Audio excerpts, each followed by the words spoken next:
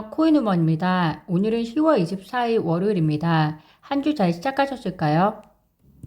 리플과 SEC 소송에 리플 XRP 보유자 3,000명의 진술이 개입될 예정이라고 합니다. 법률상 진술서라고 일컬어지는 이 증언들은 리플이 직접 수집했는데요. 리플 XRP 보유자의 진술서 수집은 SEC를 상대로 한 집단소송에서 리플 커뮤니티 대표 존 디튼 변호사 덕분에 가능해진 결과라고 이야기를 하고 있습니다. 또 다른 변호사 제레미 호건 변호사는 리플 XRP 보유자들의 진술서를 가져오는 것이 이 소송의 퍼즐의 마지막 조각이라고 말하고 있는데요. 이 진술서에 의하면 리플 XRP 보유자들은 두 가지 주장을 가지고 리플 XRP의 증권 혐의에 대응하고 있습니다. 첫 번째가 리플 XRP는 결제 또는 기타 비투자 목적으로 구매되었다는 것이고요. 다른 하나는 투자 목적을 고백한 리플 XRP 보유자들의 경우는 투자 수익이 리플이 아닌 환율 차이에서 나올 것으로 예상했다고 말했다고 합니다. 이런 리플 홀더들의 직접적인 참여는 리플과 XRP가 SEC를 상대로 한 법적 싸움에서 또 다른 긍정적인 발전이고 또 리플 승소로 더 가깝게 가져가는 데 역할을 할 것이다 라고 평가를 하고 있습니다. 오늘 재미있는 이야기가 있는데요. 비트코인 창시자 사토시에 대한 내용입니다.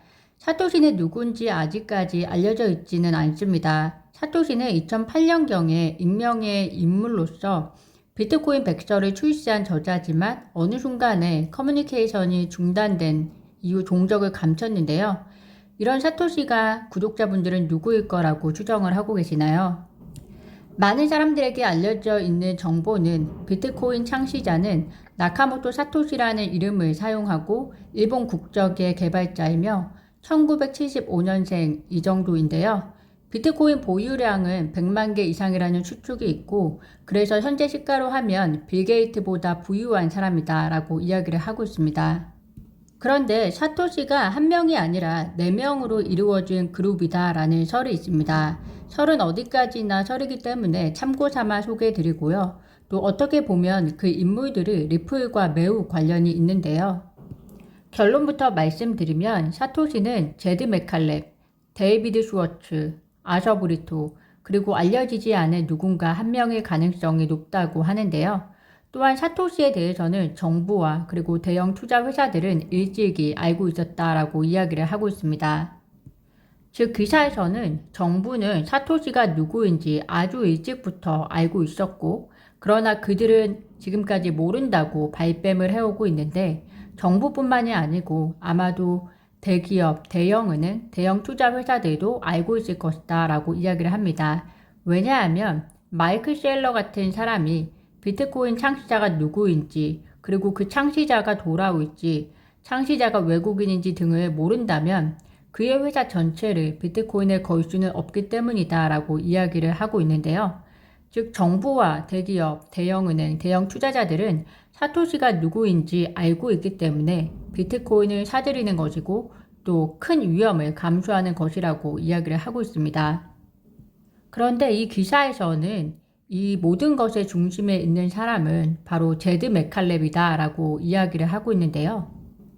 4인방으로 이루어진 사토시 그룹의 중심에 있다고 하는 제드 맥칼렙은 리플 창립 파트너인 거 잘 아실 겁니다. 그리고 얼마 전까지 리플이 나오기 전에 보유하고 있던 XRP를 모두 팔았던 사람인데요. 이 기사는 제드 맥칼렙에 대해서 다음과 같이 의문을 제기를 합니다. 왜 제드는 암호화폐의 아주 초기 단계의 모든 것과 관여되고 있는가? 그리고 왜 제드는 항상 일이 터지기 직전에 빠져나가는 것 같은가? 그리고 사고 이후에도 제드는 왜 법적 책임이나 어떤 법적 제약에도 직면하지 않는가라고 이야기를 하고 있는데요. 예를 들어 제드가 리플랩스의 창립 파트너 중 한 명이고 그리고 제드가 SEC 소송 전과 소송 기간 동안에 SEC가 미등록 증권이라고 그렇게 주장하는 자신의 XRP를 수년간 매도하는 과정에서도 그 누구도 이견이 없다는 것은 매우 의아한 일이다 라고 이야기를 하면서요. SEC는 왜 리플랩스와 크리스 라슨, 브래드 갈링하우스를 고소했으면서도 제드 맥칼렙은 고소하지 않는가 라고 의문을 제기합니다. 그리고 현재 리플 CTO 데이비드 슈워츠가 전 CIA였다고 하는데 데이비드 슈워츠 역시 제드 맥칼렙과 리플 설립 파트너였습니다. 결국에는 데이비드 슈워츠와 맥칼렙이 연결된 무엇인가가 있는 것은 아닌가라고 또 의문을 제기하고 있고요. 또한 제드가 리플을 나온 이후에 설립한 스텔라에 대해서도 이야기를 하고 있는데요. 스텔라 룸에는 몇 가지 사소한 변경 사항을 제외하고는 리플 XRP를 따른 코인입니다. 그럼에도 불구하고 왜 리플은 소송을 당했고 맥켈렙은 현재 회사는 소송을 당하지 않았는가라고 의문을 제기하고 있습니다. 결과적으로 제드는 어떤 모험으로도 심각한 기소를 당한 적이 없다. 그리고 제드는 SEC에 의해 고소되지 않았다. 또한 제드는 소송이 진행 중인 동안 내내 제한 없이 XRP를 판매할 수 있도록 허용되었다는 점이 참 아이러니하다는 것이고 그 이유는 결국에는 제드가 사토시 4인방 중에 한 명이고 그 중에서도 또 중심에 있기 때문에 정부가 지켜주고 있는 것이다라는 것입니다. 스토리가 더 길긴 한데요. 이 정도가 메인이고요. 구독자분들은 어떻게 생각하시나요? 허무맹랑한 이야기일 수도 있지만 진실은 또 아무도 모른다고 생각을 합니다. 리플 커뮤니티 대표 존 디튼 변호사가 트위터에 리플과 SEC 소송에 있어서 지금 현재 가장 큰 위험은 판사가 배심원이 이 소송을 결정해야 한다고 말하는 것입니다. 라고 이야기를 하고 있습니다.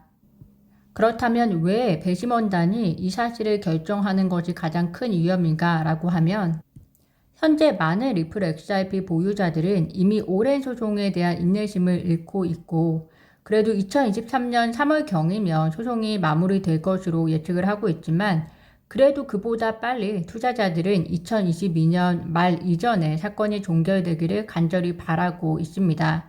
그런데 이런 상황에서 만약 배심원이 이 소송에 참여해야 한다는 결정이 난다면 그 사건은 2023년 1분기보다 더 오래 걸릴 수 있다라고 이야기를 하고 있습니다.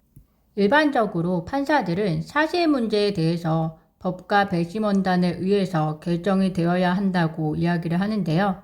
존 디튼의 주장에 따르면 리플과 SEC 소송이 점차 사실의 문제가 되고 있다라고 이야기를 하고 있습니다. 그래서 배심원들이 이 소송에 휘말릴 가능성이 선실화되기 시작을 했고 그리고 만약 배심원을 참여시킨다면 그 위험성이라는 것은 결국에는 소송의 끝이 모든 사람이 예측하는 그 기간을 훨씬 넘어설 수 있다는 것이다 라고 이야기를 하고 있는데요. 사실관계에 대한 접근과 그리고 쟁점이 너무 다르고 리플을 위한 많은 법정 조언자가 현재 출연한 상태에서 토레스 판사가 홀로 결정하기에는 부담스러울 수도 있다라는 생각이 듭니다. 또 이 소송이 결국 사실 문제로 입각이 되다 보면 결국 배심원단의 결정이 필요하다는 것인데요. 어쨌거나 소송이 더는 딜레이가 되지 않는 게 사실은 모두에게 좋지 않을까라는 생각이 듭니다. 오늘 제가 준비한 소식은 여기까지입니다. 오늘도 영상 시청 진심으로 감사드리고요. 구독과 좋아요, 알림 설정은 코인 우먼에게 큰 힘이 됩니다. 감사합니다.